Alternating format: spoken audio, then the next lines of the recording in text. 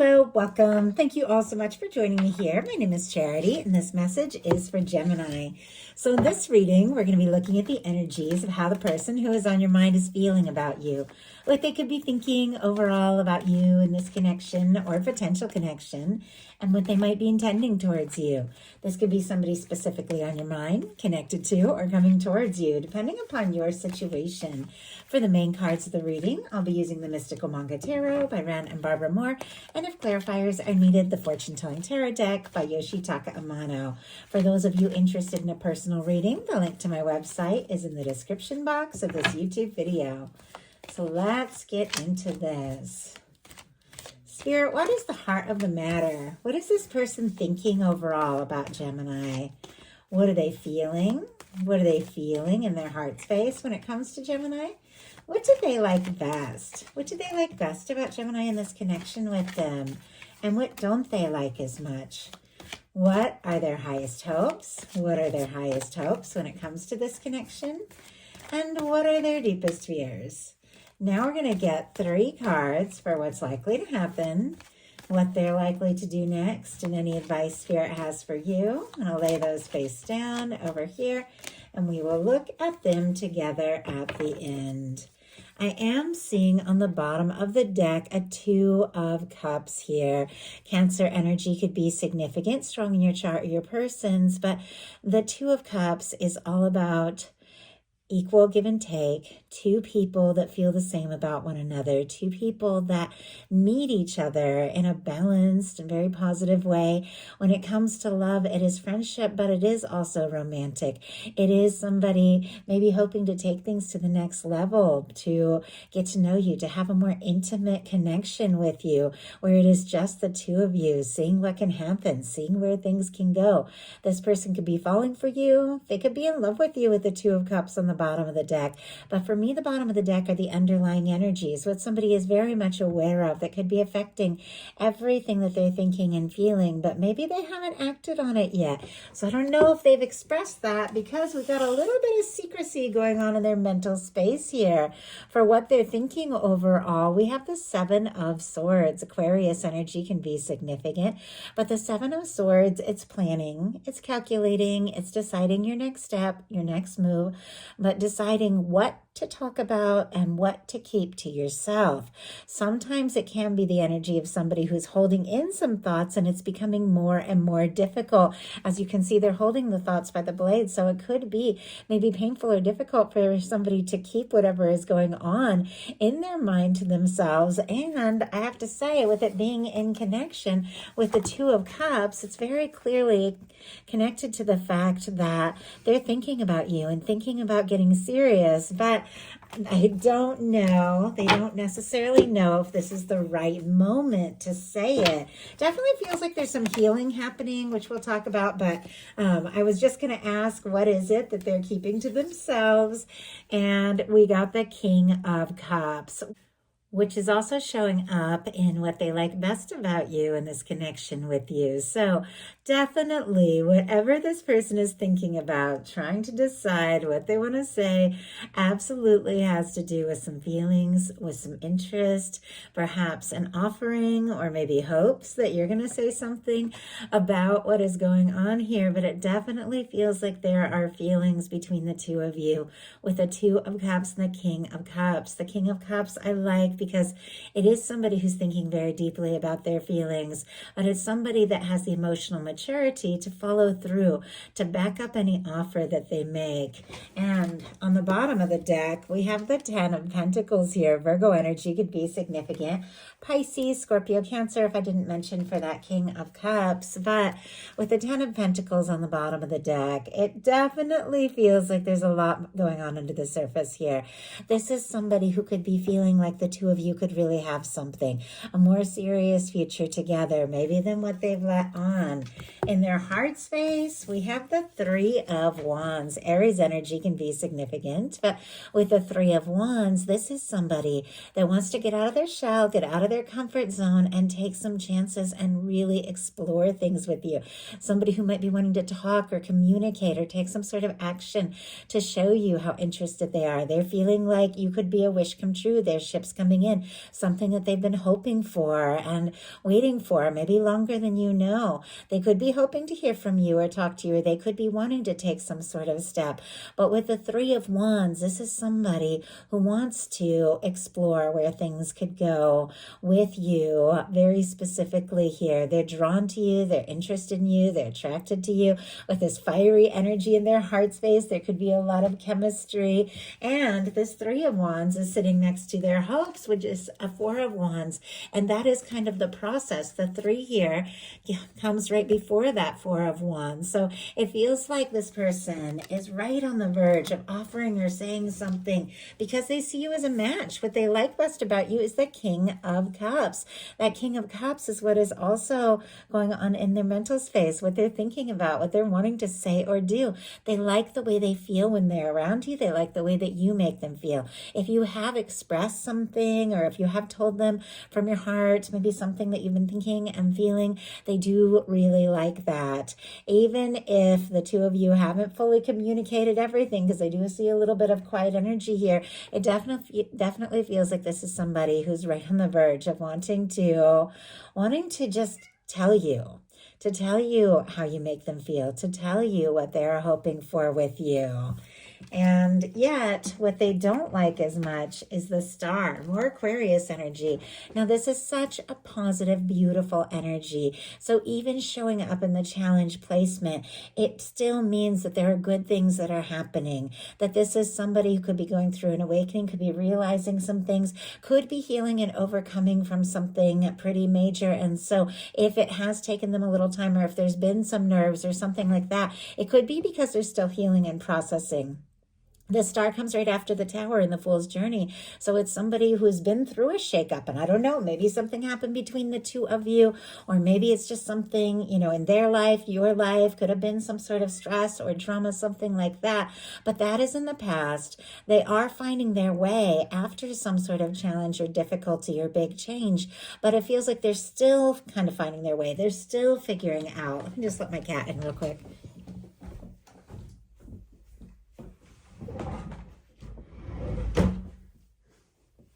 Okay, let him say hi real quick since he interrupted the reading. No, he's way too big, way too big to fit on my desk. When he was a baby, when I was first starting this channel, he could just sit right up here, but not anymore. Okay, anyway, as I was saying, for the Star, it definitely feels like there's something about being open, being vulnerable, maybe laying it out on the table, or even expressing their true selves that they're nervous about. And I get that. I know sometimes, depending, upon where you come from or the life you've had, I know a lot of people are raised. I know I definitely was. Just to put on a show, everything's fine, keep it together, don't show you're vulnerable, don't show you're emotional, all of those are weaknesses. Like, kind of sad that, I even thought that or believed that, but you don't really know growing up. You kind of believe the things that you're taught. And so it could be that this is somebody that feels like they have to be strong or appear strong and have it all together, even if they're feeling vulnerable. And so they could be struggling right now with expressing this, because this is all about your true self and expressing who you are. Well, let's go ahead and see. Spirit, why do we have the Star? And what they don't like as much. Why do we have the Star energy here? Why do we have the Star energy? The Devil and the Ace of Wands. Oh my goodness. Okay. Capricorn, Aries, Leo, Sagittarius energy. This person could be incredibly interested, incredibly attracted to you, maybe even obsessing a little bit with this combination of cards. Like, that can be a lot of intensity, a lot of physical attraction, but they're definitely a little nervous around opening up about that or showing you maybe just how into you they really are. Interesting how that took kind of an intense turn. We have this sort of vulnerable, little bit of nervous energy, and then all of a sudden it's like, no, I'm nervous to open up because I'm freaking obsessed. Like, I can't get you out of my head, and I don't know what you would think if I said that. And also, when you get the Devil showing up, you do have to consider somebody could have their fears, they could have their doubts, even battling their own inner demons a little bit when it comes to that paired with the Star, and feeling that energy of being vulnerable and not knowing, if they're going to be I don't know, just judged or laughed at and things like that. Like that could be their own fears. But their highest hopes are the Four of Wands. Aries energy can be significant, but I did mention this earlier because what they're feeling in their heart space is the Three of Wands, and the very next step is the Four of Wands. So wanting to take those steps, talk, explore this, it feels like they're really trying to kind of tame things and take it easy, maybe even play it cool, but there is a lot more happening. But I do love the Four of Wands. The Four of Wands is very positive. It is one of my 1111 cards. Some of you could be dealing with a strong soul connection. But with the Four of Wands, this can be somebody wanting to get serious. This can be engagements, marriage, moving in together, any number of those things. But when they think about hope, they think about the future. They think about what it would feel like to be by your side and really make things happen with you. You don't have anybody specifically on your mind with the Four of Wands showing up. There could be somebody that you meet very soon that is looking for something more serious. So their deepest fears are the King of Pentacles. Virgo energy here, Taurus and Capricorn as well. But I was talking a little bit about somebody's nerves, about their inner demons and fears and doubts. When a really positive, stable, genuine, honest, prosperous kind of card here shows up in the challenge position, it can definitely be that energy of somebody who feels like they're not enough or they don't have enough to offer. And the fact that they can't get you off their mind, they can't stop thinking about you, but they feel like they really need to have something real, something concrete, something stable. They definitely could be second guessing themselves. The King of Pentacles wants to offer everything. The King of Pentacles wants to go all in. The King of Pentacles wants to be in a good place, regardless of sign, regardless of gender. It's somebody who wants to just show up and show up all the way. Somebody who's caring and somebody who wants to know that they have a lot to offer you. But with this showing up in their fears placement, there could be some sort of worry about not being enough or not having enough. And I feel like that's pretty self-explanatory there, but let's go ahead and see. Spirit, why do we have the King of Pentacles in the fears placement?